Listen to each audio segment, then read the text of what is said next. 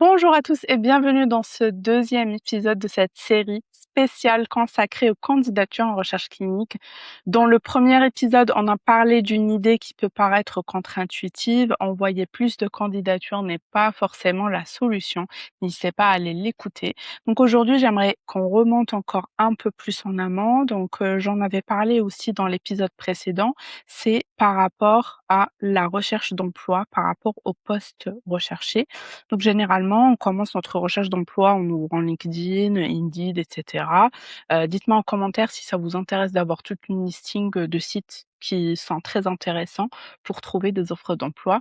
N'hésitez pas à vous abonner sur LRC, la recherche clinique, sur LinkedIn parce que je mets des offres d'emploi de temps en temps, même si en août c'est un petit peu calme, mais voilà, j'en mets pendant au moins une fois par semaine. Donc, selon moi, c'est déjà trop tard en fait. Si on trouve 100 candidatures avant, il est déjà trop tard. Je m'explique. Je pense que lorsqu'on trouve une offre d'emploi qui est là depuis une semaine par exemple, et si on prend l'exemple de LinkedIn, on a le nombre de personnes qui ont postulé. Si on est la centième personne qui a postulé, c'est qu'il est déjà trop tard, honnêtement. Je vais vous dire pourquoi. Donc, lorsqu'on décide généralement de changer de poste, d'accord? Premier réflexe, c'est quoi?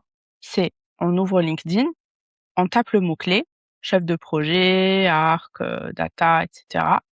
On regarde les dernières offres, d'accord? On enregistre quelques-unes, on regarde parfois les offres d'emploi, parfois il y a des personnes qui se cassent même pas la tête. On commence à postuler. C'est logique, hein, vous allez me dire, Nawel, tu demandes quoi? C'est clair qu'il faut faire ça. Bon, après tout, si on cherche un emploi, il faut bien commencer par regarder les offres. Mais je pense que là, on inverse les étapes. Aujourd'hui, j'aimerais partager avec vous 3 réflexions. Parce que pour moi, vous ne cherchez pas un poste, il faut chercher une direction. C'est-à-dire, quand je discute avec des candidats, je leur pose souvent la même question: «Qu'est-ce que vous cherchez?» Parce que oui, je cherche un poste d'arc, point. OK. Ou, dans quel secteur exactement? C'est quoi ton background? Mais pas que. C'est quoi tes préférences aussi? C'est quoi voilà, est-ce qu'il faut une formation supplémentaire pour faire ça? Il faut se poser plein de questions. Bon, on en a parlé dans l'épisode précédent. Donc très souvent la réponse c'est, voilà, très simple, mais c'est pas une direction. C'est juste un intitulé de poste. Un poste d'arc dans un hôpital n'a rien à voir avec un poste d'arc dans une CRO. Ne serait-ce juste pour les process. La lourdeur des process, c'est pas pareil. Aussi, la charge de travail de l'autre côté hospitalier, elle est énorme. Donc, on peut en parler, mais il peut y avoir débat ici, mais je peux vous dire qu'elle est vraiment énorme. Là, je travaille en étroite collaboration avec des CRC et c'est vrai que le milieu est plus complexe qu'on le croit. Donc, par exemple, une petite biotech n'offre pas les mêmes perspectives qu'un grand laboratoire pharmaceutique. Si on prend aussi un autre exemple, un poste en oncologie ne ressemble pas forcément à un poste en dermato. Pourquoi? Parce que le milieu est complètement différent et pourtant beaucoup de candidats mettent tout dans le même panier. C'est-à-dire que pour eux, faire du monito, certes, c'est la même base en fait, c'est le même métier, mais pour eux, faire du monito en dermato, c'est la même chose qu'en oncologie. J'ai envie de dire non. Être arc hospitalier en onco, c'est la même chose qu'en neuro. C'est différent. Donc je ne dis pas que l'onco, certes l'onco c'est compliqué, mais c'est pas les mêmes interlocuteurs, c'est pas la même relation avec les patients, c'est pas la même chose en fait. Et donc, dans ce contexte-là, avant de chercher un emploi, faut prendre une feuille, vous notez 3 choses. Quel environnement vous attire? Quelle mission vous donne de l'énergie? Ce que vous voulez faire? Qu'est-ce qui vous attire? Aussi, ne faites pas les choses par défaut. C'est-à-dire que vous allez me dire: «Oui, Nawel, c'est trop facile de dire, moi j'ai besoin de trouver un travail rapidement, donc j'ai pas le temps de réfléchir à tout ça. Je postule partout, j'augmente mes chances et point barre». Oui, mais cette incohérence en fait, le fait de faire un truc standard, une candidature standard, ne pas réfléchir derrière, ou du moins en amont, ça se ressent en fait par le recruteur, tout simplement. À l'inverse, qu'est-ce que vous ne voulez plus retrouver dans votre prochain poste? Si vous êtes déjà, en poste aujourd'hui et vous voulez changer. Donc je trouve qu'on prend jamais le temps de répondre à ces questions-là. Je connais par exemple, une personne, qui a mis énormément de temps, en fait plus d'1 an pour trouver. Bon, elle était déjà en poste, hein, donc elle n'a pas forcément changé. Mais en fait, il y a eu cette réflexion. Alors 1 an, c'est énorme, hein, je ne vous demande pas de rester aussi longtemps. Mais c'est vrai qu'a priori, je me suis dit: «C'est bizarre en fait, soit elle est indécise, soit elle n'est pas sûre d'elle, elle a peur, du changement, ou sinon elle trouve pas et donc voilà». Et en fait, c'était juste, une sorte de lèche-vitrine. J'ai compris un peu la stratégie, c'est qu'on regarde ce qui existe sur le marché, on fait un petit peu une étude de marché et après on se lance et on voit qu'est-ce qui correspond ou pas.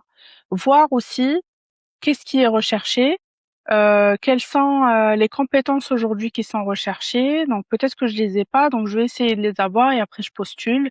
Ça, c'est vraiment si vous êtes dans une situation confortable. Je ne parle pas aux stagiaires, je ne parle pas aux alternants, enfin à ceux qui sont à la recherche de stage alternance, parce que je sais qu'il y a un délai qui est imposé par les écoles pour, trouver, ce stage-là et valider, la formation. Sinon, la formation n'est pas validée au-delà de je sais pas combien de mois. Je me rappelle plus si c'est 6 mois ou 1 an. Dites-moi en commentaire, mais voilà, c'est un cas différent. Mais voilà, donc c'est ces personnes-là qui donnent de la cohérence à une candidature. Encore une fois, je ne demande pas de rester aussi longtemps, mais c'est juste qu'il faut réfléchir à minima, scroller les offres, regarder ce qui existe et voir, est-ce que, qu'est-ce qui est demandé aujourd'hui?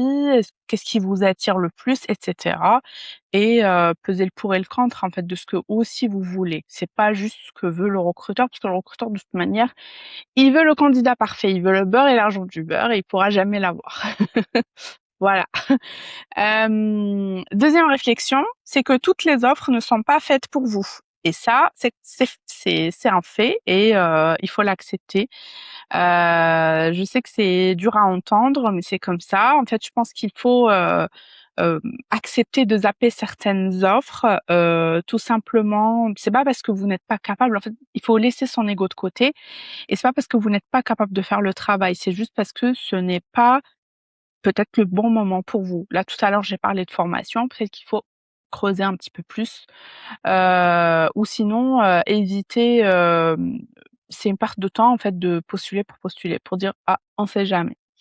Ça peut marcher de temps en temps, mais c'est quand c'est complètement décalé, complètement différent de ce que vous avez fait, j'ai envie de dire, c'est une cause perdue. Donc c'est vrai que même moi, je me rappelle quand j'étais étudiante et je cherchais des postes des stages, pour moi, c'était, il faut répondre à toutes les offres. Dès que je trouve, voilà, offre, candidature, spontanée et cetera et sachant que le marché était beaucoup, beaucoup, beaucoup plus favorable, 10 ans avant. Donc aujourd'hui, je pense vraiment l'inverse, hein. On peut changer d'avis à un moment donné. Donc je pense que chaque candidature demande du temps et beaucoup d'énergie, beaucoup d'attention. Donc plutôt d'envoyer 10 candidatures moyennes, je préfère en envoyer 3 qui correspondent réellement à mon projet et que ça soit ciblé et ça se ressent par les recruteurs. Donc on sent que la personne sait pourquoi elle postule et ça fait vraiment la différence. 3e et dernière réflexion, un projet professionnel rassure. Quand un recruteur lit une candidature, il cherche pas uniquement des compétences. Il va chercher à comprendre votre logique, pourquoi vous quittez votre poste, pourquoi vous choisissez cette entreprise, pourquoi maintenant, il essaie de répondre en fait à une question toute simple: est-ce que cette personne sait où elle veut aller? Est-ce qu'elle est assez motivée? Et est-ce que c'est la bonne personne sur qui je peux compter? Donc, surtout quand c'est une petite équipe, c'est un petit peu compliqué de, si on tombe sur le mauvais candidat, quoi. Et c'est une question légitime. Hem, parce qu'on se concentre tellement sur le fait d'être retenu qu'on oublie de construire un projet. Et justement, un candidat qui a un projet clair est beaucoup plus facile à projeter dans un poste. Donc aujourd'hui, j'aimerais vous proposer un petit exercice. Avant d'ouvrir LinkedIn lors de votre prochaine recherche d'emploi, prenez 5 minutes et écrivez sur, je sais pas, vous ouvrez note sur votre téléphone ou peu importe, le type de structure dans lequel vous aimeriez travailler, les missions que vous recherchez, les compétences que vous aimeriez développer dans les 2 prochaines années et surtout la raison pour laquelle vous avez envie de changer. Et vous serez vraiment surpris et surprise du résultat parce qu'à partir de ça va prendre 5 minutes et qu'à partir de ce moment-là, vous ne regarderez plus les offres de la même façon parce que vous avez le droit de choisir également et que vous ne cherchez plus forcément un emploi, vous cherchez une opportunité qui correspond à votre projet, sachant qu'on passe la majorité de notre temps au travail quand même. En gros, l'idée aujourd'hui, c'est qu'une candidature pertinente ne commence pas forcément par juste un CV, mais par une réflexion. D'accord? Et c'est un petit peu dans le même esprit, du livre, que je suis en train d'écrire, qui s'appelle «Candidater autrement en recherche clinique» ou qui va sortir très bientôt, où on parle vraiment de, tout ce qui est, réflexion, c'est-à-dire comprendre ce qu'on est en train de faire, pendant qu'on postule et pourquoi on le fait et il faut, bien cibler, même préserver son énergie. Ça reste un process très, chronophage, très stressant et cetera et l'idée, c'est vraiment de faire les choses bien, pour mieux cibler les postes et être accepté, donc passer à la deuxième étape qui est l'entretien. Donc dans le prochain épisode, on parlera d'un sujet, qui fait beaucoup, beaucoup culpabiliser les candidats, c'est le fameux CV parfait. Là, j'en ai pas vraiment parlé, j'ai parlé de comment cibler et cetera. Ça, c'est avant de faire son CV. Il y a pas de CV parfait, ça c'est clair. Même s'il y a existe, je pense qu'il y a pas. Hem Et je peux vous dire que certains recruteurs, je ne dirai pas le nom, m'ont avoué que, certaines candidatures faites à 100 avec l'IA se voient complètement et c'est mauvais signe pour eux. Parfois, ils ont même une mauvaise surprise en entretien, c'est que la personne ne maîtrise aucun sujet, même si on a un CV parfait ou presque, ben, derrière, l'entretien n'est pas aussi bien travaillé. Mais on va traiter tout ça en août. Ça va vous permettre d'être prêts et prêtes pour septembre. En tout cas, merci d'avoir écouté l'épisode et je vous dis à très bientôt.